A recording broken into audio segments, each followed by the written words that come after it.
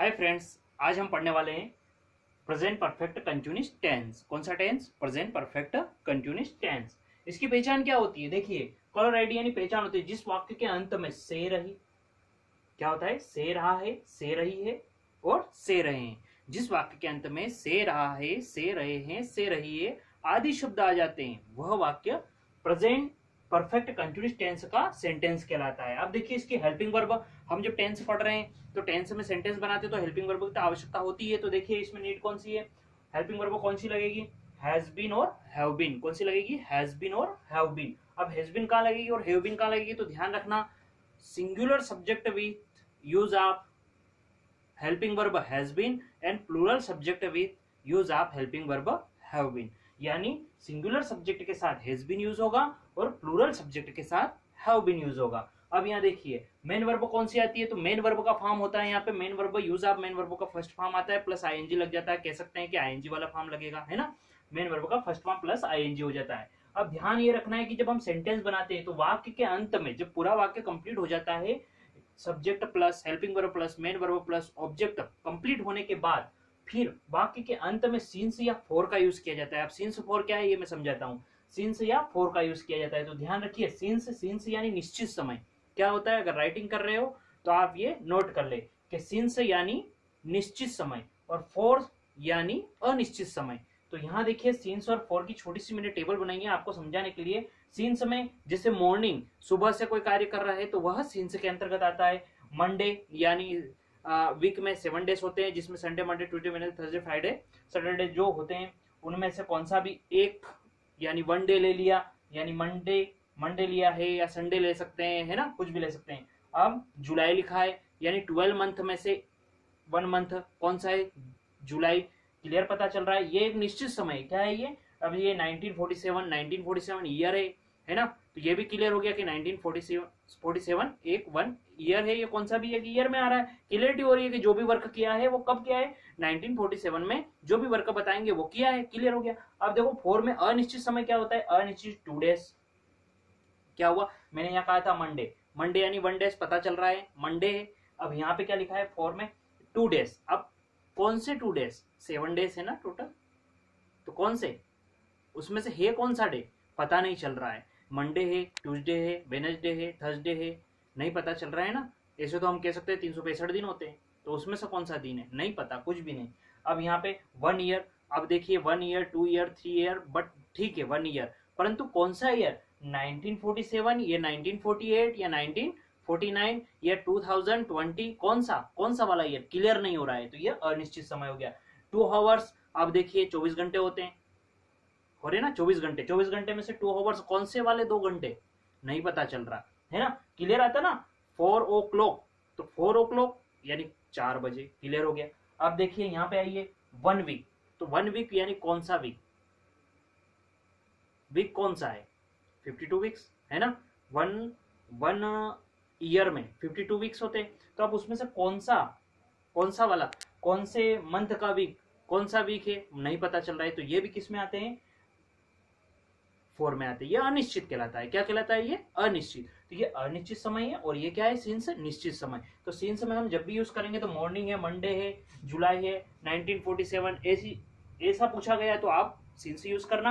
अनिश्चित समय हो, कई दिनों से, कई महीनों से, कौन सा महीना पता नहीं, कई महीनों से, कई दिनों से, कई घंटों से, 2 घंटों से, 5 घंटों से, कौन से घंटे है ना, कई सप्ताह से, नहीं पता है, कई सप्ताह से, कौन सा सप्ताह पता नहीं है। तो अब यहाँ देखिए, यहाँ चलेंगे हम नेगेटिव। ये तो सिंस फॉर आपको मैंने बता दिया है। अब नेगेटिव में आए। नेगेटिव में क्या होता है? जब भी नेगेटिव सेंटेंस बनाते हैं तो हेल्पिंग वर्ब के बाद क्या लग जाता है? नॉट लग जाता है। अभी तक यही हुआ, परंतु अब ध्यान रहे, जब भी परफेक्ट कंटिन्यूअस टेंस का नेगेटिव बनाएंगे तो वहां पर हेल्पिंग वर्ब के बीच में लगता है। कहां लगता है? यहाँ की हेल्पिंग वर्ब क्या है? हैज बीन और हैव बीन। जब हम नॉट लगाएंगे ना तो हैज लिया और नॉट यहाँ लगेगा और यहाँ पे क्या बन जाएगा? बीन। ये बीन आगे, हैज इधर, बीच में नॉट। ऐसे कैसे हम हैव यूज करेंगे? तो हैव नॉट बीन, इस प्रकार से चलेगा। हैज नॉट बीन और हैव नॉट बीन, आपको ध्यान रखना है। बीच में नॉट, हेल्पिंग वर्ब के बीच में नॉट लगाना है, ना कि हेल्पिंग वर्ब के बाद में तो लगाना है, ये तो चलता रहता है। बट यहाँ पर हेल्पिंग वर्ब हैज बीन और हैव बीन दी है तो बीच में लगेगा। कहाँ लगेगा? बीच में, हमेशा ध्यान रखें। अब आगे बढ़ते हैं हम यहाँ से।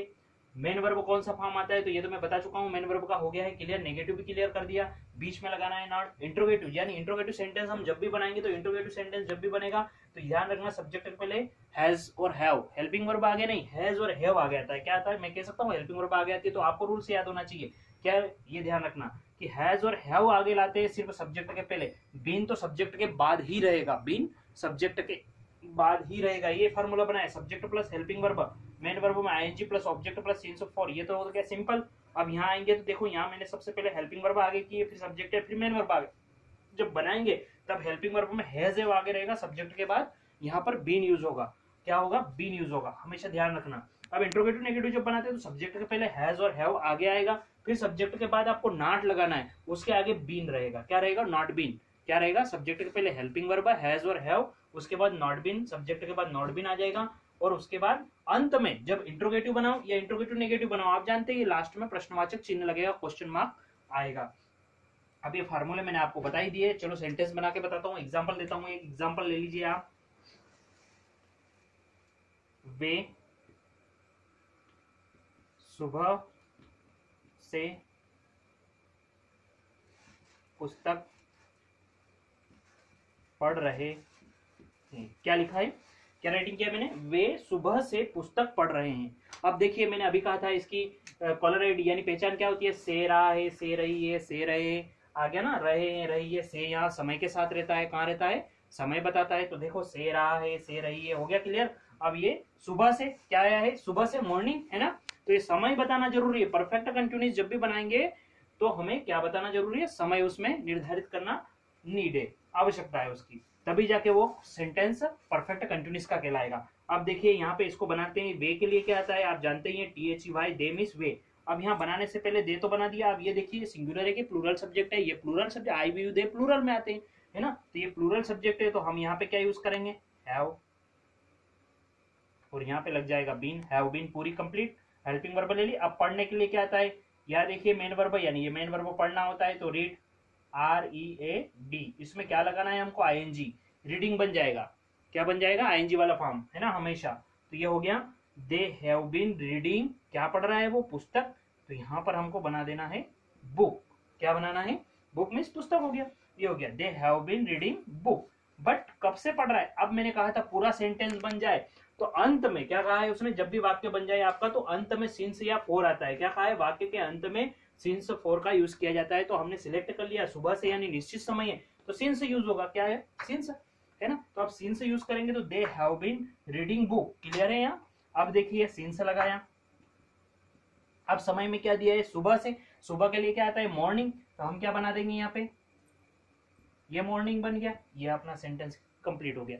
अब ये तो सिंपल हो गया है ना, अब अपन नेगेटिव में आते हैं, किस में आते हैं, नेगेटिव, हिंदी बनाते हैं, तो यही सेंटेंस बनेगा, इसमें नोट लग जाएगा, क्या होगा, वे सुबह से पुस्तक, यहाँ पे नहीं आ जाएगा, नहीं पढ़ रहे हैं, क्लियर हो गया, वे सुबह से पुस्तक पढ़ रहे हैं, ये तो सिंपल हो जाता है, वे सुबह से पुस्तक नहीं पढ़ रहे हैं, तो वो नेगेटिव बन गया, नहीं लगाना है सिर्फ वही।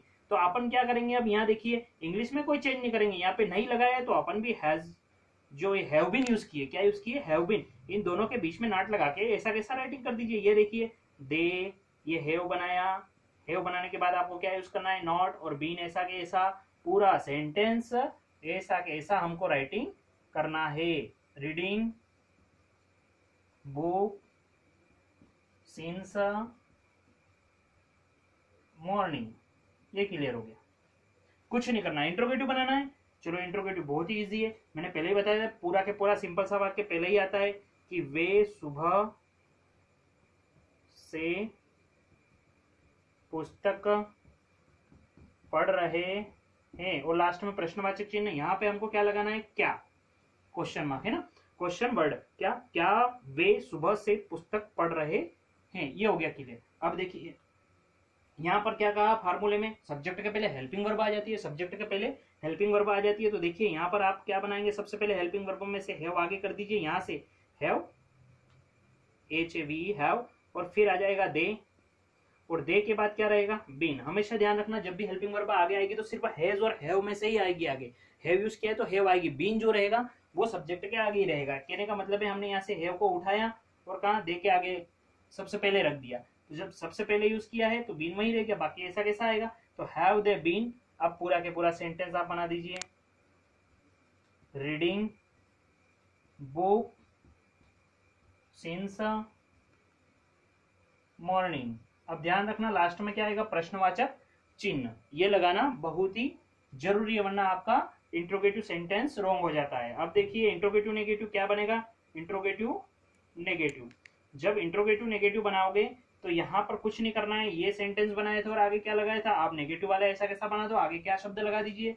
तो देखिए क्या वे सुबह से पुस्तक नहीं पढ़ रहे हैं, लास्ट में प्रश्नवाचक चिन्ह। हम आगे बढ़ेंगे अब इंग्लिश में, तो यहाँ पर हैव आगे किया था तो यहाँ से भी हैव आगे कर दीजिए, बाकी सेम टू रहेगा।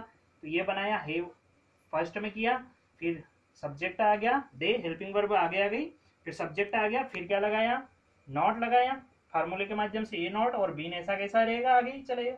ये पूरा के पूरा सेंटेंस ऐसे कैसे ही चलेगा, कुछ भी अंतर नहीं है। रीडिंग बुक सिंस मॉर्निंग, और लास्ट में प्रश्नवाचक चिन्ह लगाना आवश्यक है, वरना आपका रॉन्ग हो जाएगा। तो ये हमने फार्मूले के माध्यम से 4 सेंटेंस भी बना दिए। बस आपको क्लियर क्या करना है, रिमेंबर होना चाहिए रूल्स। क्या याद होना चाहिए, सिर्फ रूल्स। रूल्स आपको कंप्लीट है तो आप सेंटेंस में कहां पर भी मिस्टेक नहीं करोगे और ना होगी। अगर रूल्स कंप्लीट नहीं है तो आपकी मिस्टेक हो जाएगी, क्योंकि आपको पता भी नहीं है कि बिन कहाँ आएगा, हेज कहाँ आएगा, हेव कहाँ आएगा। अगर ये आपको पूरी तरह से कंफर्म नहीं है तो आप सेंटेंस नहीं बना पाओगे। अगर रूल्स कंप्लीट करते जाओगे तो आपका एक भी सेंटेंस बनाते समय एक भी सेंटेंस में कहाँ पे भी मिस्टेक नहीं होगी, कहाँ पे भी आपका हाथ रुकेगा ही नहीं, चलता जाएगा। इसलिए आप सबसे पहले रूल्स कंप्लीट करें, फार्मूले कंप्लीट करें और फिर सेंटेंस बनाएं। अब आप सेंटेंस बनाएं तो सब्जेक्ट चेंज करें और कार्य भी चेंज करें, समय भी चेंज करें, यानी सोमवार से मंगलवार से बुधवार से जनवरी फरवरी ऐसे लगाकर आप कुछ नए सेंटेंस बनाएं और राइटिंग करें। बस फार्मूले को आप माइंड में रखें, आपका सेंटेंस कभी भी रॉन्ग नहीं होगा। वीडियो अच्छा लगा हो तो लाइक करें, सब्सक्राइब करें। Thank you.